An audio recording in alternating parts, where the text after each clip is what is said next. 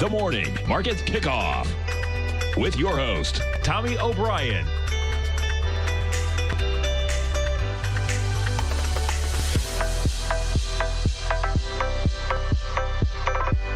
Now, Tommy O'Brien. Good morning, everybody. I'm Tommy O'Brien, coming to you live from TFNN headquarters in St. Petersburg, Florida. 8:30 a.m. Friday morning, 60 minutes to go until the opening bell. We got markets in positive territory right near record prices right now. S&P futures up 6.5 points at 33.84. NASDAQ futures up 27 at 96.40. And Dow futures up 31 points, trading 29,463. Oil extending the gains that it's had recently, up with a 52 handle now, up 74 cents at 52.16. And the 10-year yield, 1.592%. We'll start things off. Friday trading, record prices, 1383 on the volatility index as yesterday. We finished today at about 1450. A little bit of a sell-off to end yesterday, but nonetheless higher prices for the S&P overnight, 1383 as we look to start Friday trading. Jumping over to the charts, we'll start things off with the indices. There's your Dow 30, 29,454. The highs made overnight at about 10 p.m. Eastern Time, 29,516 in the Dow. NASDAQ 100, pretty similar price action.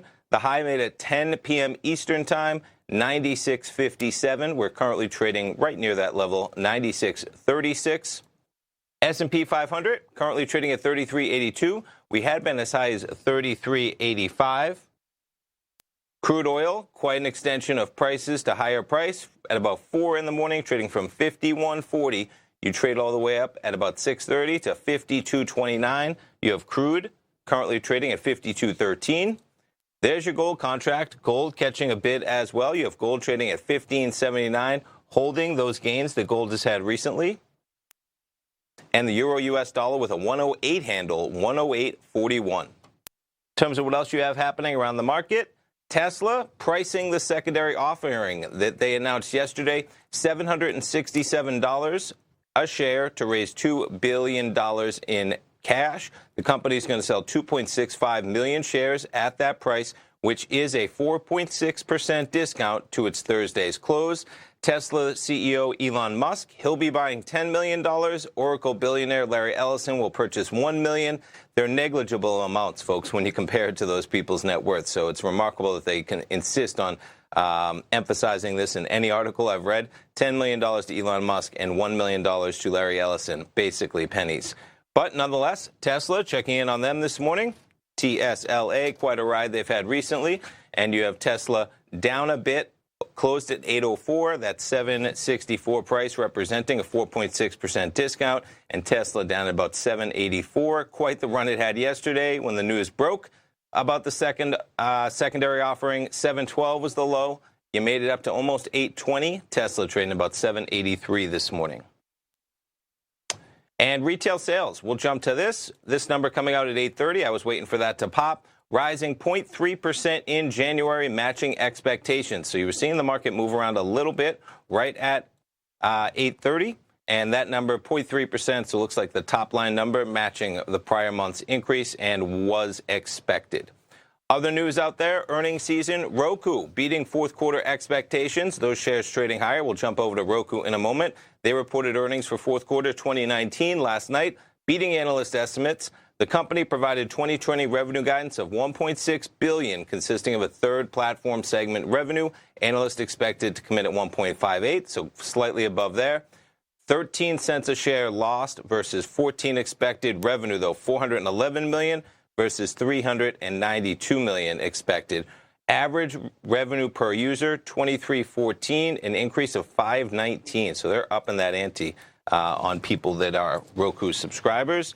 ROKU, you see the acceleration last night, closed at 139, made it to as high as 157, and currently, I mean, quite a spike, right? From 157 down to back to a low of 139, literally.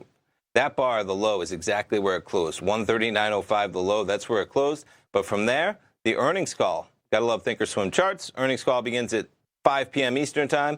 And whatever they had to say on that earnings call, assuaging some of the fears as it's risen from about 144 to now $152, up about $13, almost 10%. Roku.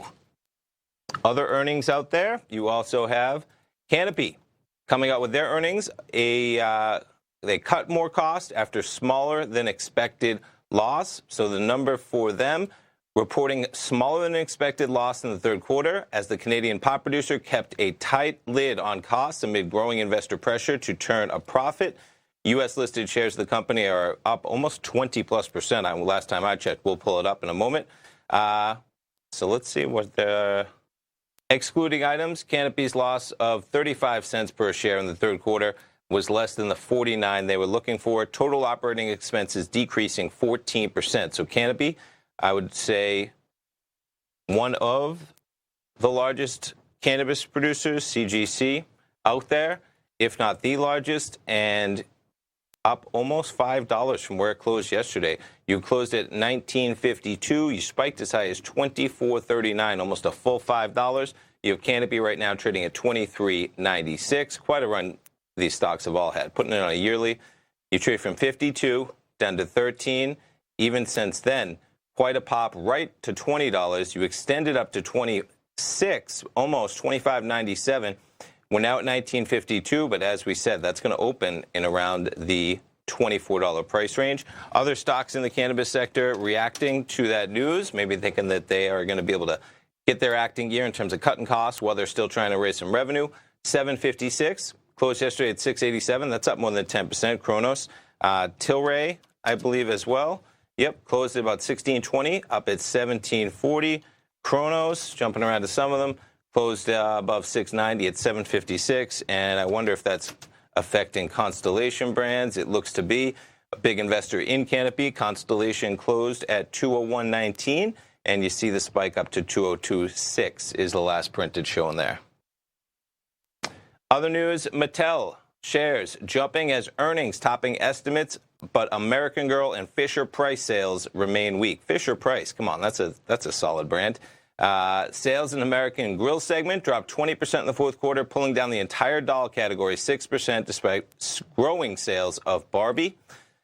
Decline in Fisher-Price Friends. Fisher-Price and Thomas & Friends brought the infant, toddler, and preschool segment down 9%. I mean, big numbers.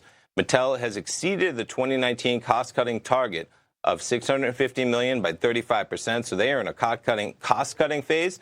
And but nonetheless, sales in the American Girl segment, 20%. Looks like one of the bigger doll segments that they have.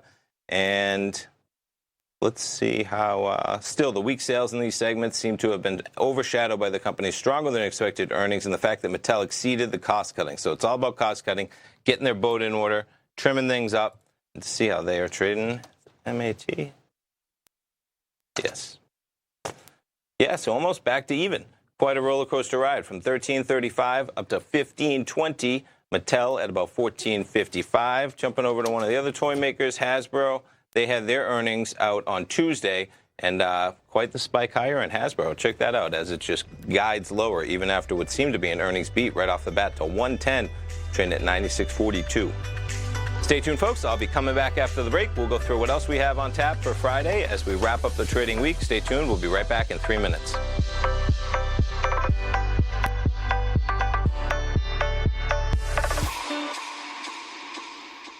If you're in the CD market and looking for a secure investment, the Tiger First Mortgage Program may work for you. The security for these first mortgages are building lots in the tax opportunity zone in St. Petersburg, Florida. The Tax Act of 2018 set up tax-free zones across the country where you can build and hold for 10 years and pay no tax on the profits, which makes these lots valuable. The investment is anywhere from $30,000 to $75,000. The interest paid is 7% yearly, paid on a monthly basis. According to Bankrate.com, the best rate for a 4-year CD in the country as of February 20th is 3.1%. A $50,000 investment at a normal 4-year CD rate of 3.1% would give you income of $1,550 per year or $6,200 over the 4-year period. That same $50,000 investment in the Tiger First Mortgage Program would give you $3,500 per year or $14,000 over the 4 years. Which would you prefer, $6,200 or $14,000 of interest on your investment? If you would like more information about the Tiger First Mortgage Program, you can call me at 877-518-9190. That's 877-518-9190. The gold market has taken off topside in a large way in 2020. If you want to take advantage of this sector, now is the time to subscribe to my Gold Report. The Gold Report took profits in 4 of its equities in the gold portfolio in the first week of January for a combined profit of 99.2%, with 2 positions left in the portfolio that have a profit of 67.5% as of January 7th. The Gold Report is a comprehensive look at the metals sector as well as the markets that move gold, which is the currency and bond markets. New subscribers get a 30-day money-back guarantee, so you have nothing to lose. Every Monday morning, I publish the Gold Report with coverage of gold, silver, bonds, the XAU, HUI, GDX, as well as more than 30 different mining equities. To see for yourself the types of profitable trades that are recommended within the Gold Report, sign up now by visiting TFNN.com. Don't miss out on the next great gold trade. Sign up today.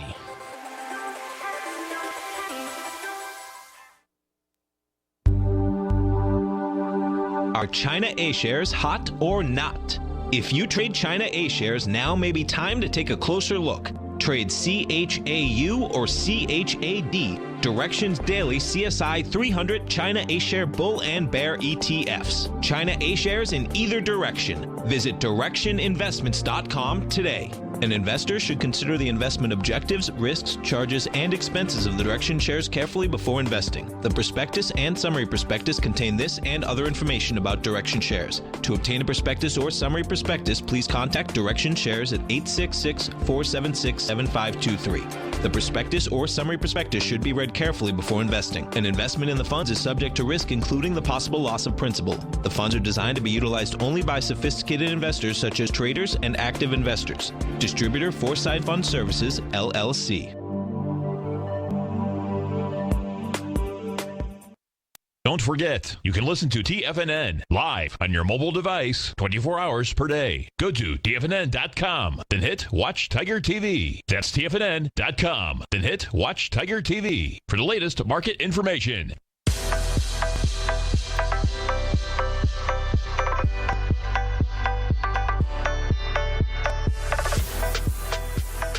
Welcome back, folks. We got markets somewhat falling back to flat territory right now as we got the retail sales number. We now have the Dow just up 20 points, 29,452. S&P still in the green by about 5 at 3382. NASDAQ up 23. We're gold accelerating higher.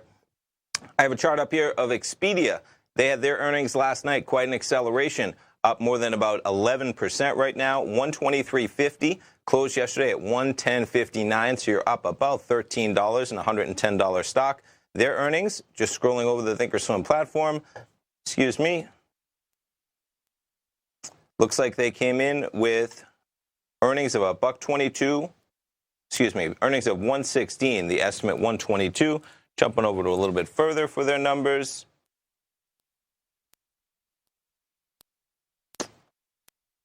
Expedia came in 5 cents a share above estimates. Quarterly earnings $1.24 a share. Revenue essentially in line with forecast, not providing full-year outlook due to uncertainties of how the coronavirus outbreak will affect its results. Interesting, quite the acceleration. I'm sure there's more in there than just that with how it's trading.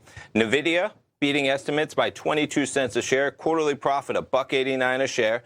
The graphic chip maker's revenue also beat forecast, and the company gave an upbeat current quarter forecast as it continues to see strong demand from cloud computing companies. That good old cloud jumping over to NVIDIA.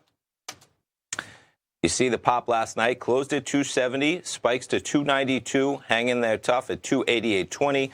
AMD looks to be trading higher as well, up almost $1 at 55.40. How about Intel checking in? 67.80, closed yesterday at 67.44. Other news out there, Yelp out with their earnings, missing estimates by 2 cents a share. Quarterly profit, 24 cents a share. The website operator reported revenue falling short of analysts' forecast. Yelp's bottom line was impacted by increased spending on marketing, and they added $250 million to its share buyback program and named David Schwarback as its new CFO. Seeing how Yelp is trading with their earnings out this morning. Not the reaction I'm sure the executives would have wanted. Closed yesterday at 36.50, as low as 32. Currently trading off about $3.20 at 33.19. eBay expanding its planned 2020 stock buyback programs to $4.5 billion, quite a buyback from the prior $1.5. The platform also forecasts better than expected current quarter profit. Checking in on eBay as they just continue to deliver. They have a lot of competition out there. Quite the run that it's had since the low in December. We were up to $46.99, backing this up in the last year. You see the spike on their earnings miss in October. And now we're going to open right back up at, if you put this, $38.12. Not bad for eBay. Other news out there, I wanted to get into. So retail sales out at 8:30, just as we came on the air. A little bit more analysis of what they have in there. Consumer spending rose modestly in January as clothing store sales fell by the most since 2009. That's 11 years. And we remember what was going on last time in 2008, 2009. Sales at clothing stores, most since 2009 for the decline. Sales at restaurants and bars rising 1.2%. So when you get in here, the core number said Friday retail sales, excluding automobiles, gas, building materials, and food services, unchanged last month. And data from December was revised down to show the so-called core retail sales rising 0.2 instead of 0.5. So we came in at flat for January. December was revised from 0.5% to 0.2%. And that is the core rate, which most closely corresponds to spending component of gross domestic product. It's the consumer number. You take out those certain in items, automobiles, gas, et cetera. You're looking at actually, what people are spending. The unchanged reading in core retail sales suggested consumer spending slowed further after it lost considerable momentum in the fourth quarter. The economy grew to 2.3% in 2019, slowing from 2.9% in 2018. Overall retail sales, when you include those items, however, rising 0.3% in January. Data for December revised down, showing retail sales gaining 0.2 instead of 0.3. Auto sales rebounded 0.2 after slumping 1.7 in December. Maybe that has to do with rates coming down as well. I'm sure that plays into automobiles. Receipts at service stations falling 0.5%. Electronics and appliance stores decreasing 0.5%. And they break it down from there. Coronavirus update. China finally releasing their health worker status for the first time. Unfortunately, 6 health workers dying from contracting the coronavirus. The Hubei province reporting an additional 116 deaths and 4,800 new cases. Of the cases, 3,095, quote-unquote, clinically diagnosed. That is using like the CT scan that they started talking about yesterday. They got 51,000 people, that province, have been infected now. And one, I don't want to say interesting, important fact for the first time that they actually released health workers statistics. 1,716 people trying to take care of the people sick, unfortunately infected, with 6 deaths in that number as well. Huawei in the news again as they are under additional charges. The Chinese tech giant Huawei said new charges brought against the company by the U.S. Department of Justice were without merit and were part of an attempt to, quote-unquote, irrevocably damage Huawei's reputation and its business. So federal prosecutors announcing Thursday new criminal charges against Huawei and 2 of its U.S. subsidiaries, which included racketeering conspiracy charges and a charge of plotting to steal trade secrets from American companies. Not charges to take lightly.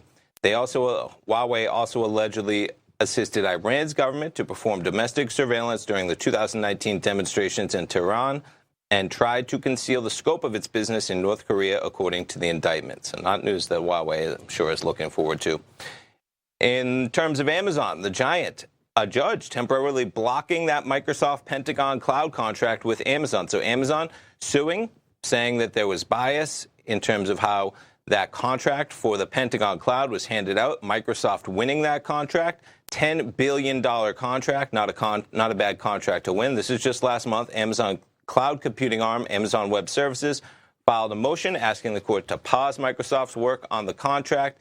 So the Joint Enterprise Defense Infrastructure, or JEDI cloud contract awarded to Microsoft in October. And jumping over to some of those FANG stocks, Microsoft, a little bit lower, 184.11. and I believe this news breaking yesterday. Maybe that was your acceleration pop on that news from 185.75 probably down to 183 when the news comes out that they are halting that. And Amazon just keeps chugging higher, right up there near all-time highs of 21.85, looking to open about $8 in the positive at 21.49.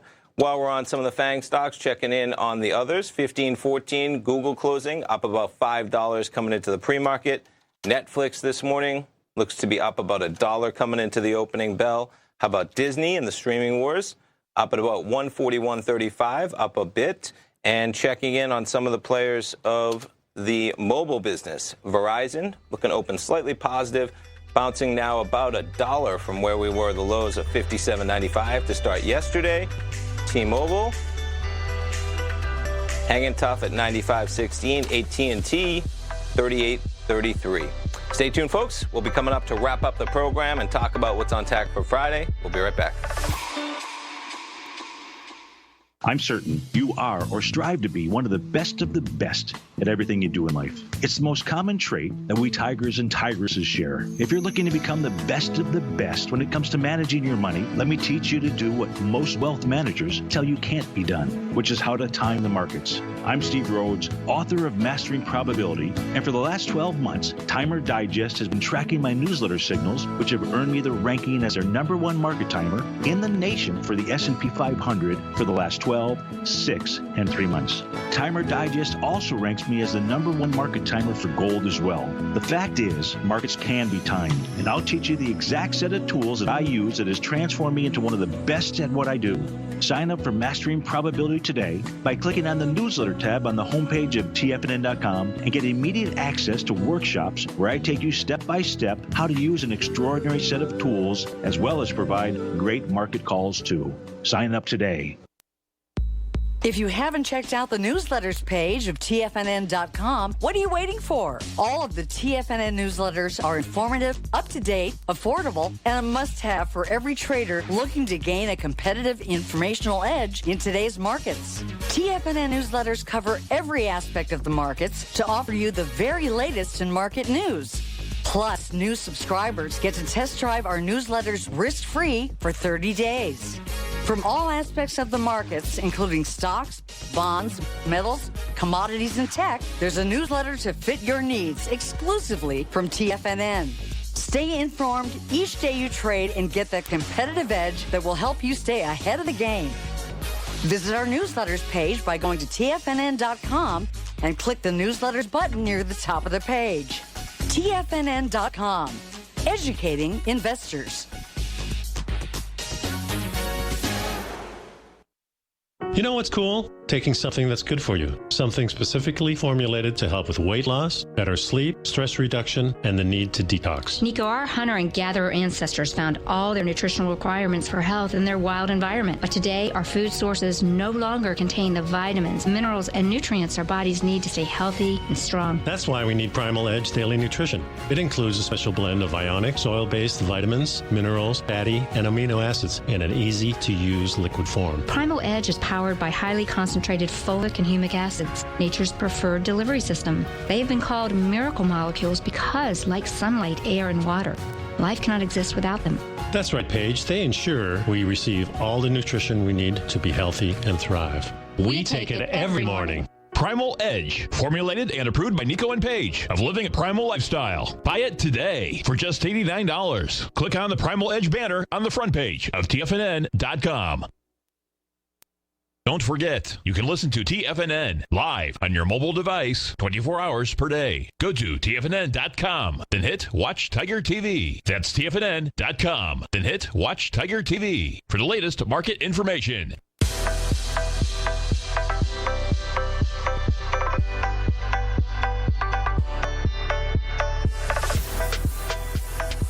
Welcome back, folks. We do have the markets pulling back a bit. Right now, we were in positive territory. Dow actually right in the negative by 1.2943. S&P still positive by 233.80. NASDAQ positive by 14 points. Checking in on other news items out there for the day. One thing catching my eye. Where are we? There we go. Apple having to pay their employees for time spent in bag check court ruling. I personally agreeing with this. You work at Apple, you got to spend the last, maybe it's 10, 15, sometimes 20 minutes waiting to get out of there. Apple must pay its workers in its retail stores for the time they have to wait until someone checks their bags and personal electronic devices. You've all been in, maybe you all haven't, but if you have, that's what an Apple store looks like sometimes. I imagine being a worker, it's not always easy to grab a manager, get out of there, leave immediately. And the ruling means Apple could have to pay millions of dollars to more than 12,000 retail employees who work in Apple stores around the state for the time their personal materials are checked prior to leaving after their shifts. And if it's a required part of being an employee as an Apple employee that you're required to stay for 15 minutes after your shift, then it's probably considered part of your shift. But Apple in the news nonetheless. And getting back into Canopy with their earnings, we covered the cannabis stocks. One final look, what I want to get into, the real numbers, because it's pretty interesting. So they lost only 26 cents a share. They were supposed to lose 39. Sales of 93 million versus 79 million. Earnings, negative 69 versus negative 84 expected. And the part that I found really remarkable, the company said its market share in retail is 22% of the Canadian recreation market, noting strong demand for its premium and value-priced dried flower and pre-rolled joints. 22%, folks, of an industry that is exploding, now up at $23.91. I appreciate you joining me this morning. Stay tuned for Larry Pesavento coming up live right now at 9 o'clock. And if you still want, there's time. The front page of TFNN, Basil Chapman did a great 90-minute webinar last night. You can sign up, gain instant access, as that will be published within a couple hours this afternoon for all subscribers. Stay tuned, folks. Larry Pesavento coming up live with Trade What You See. We'll be right back.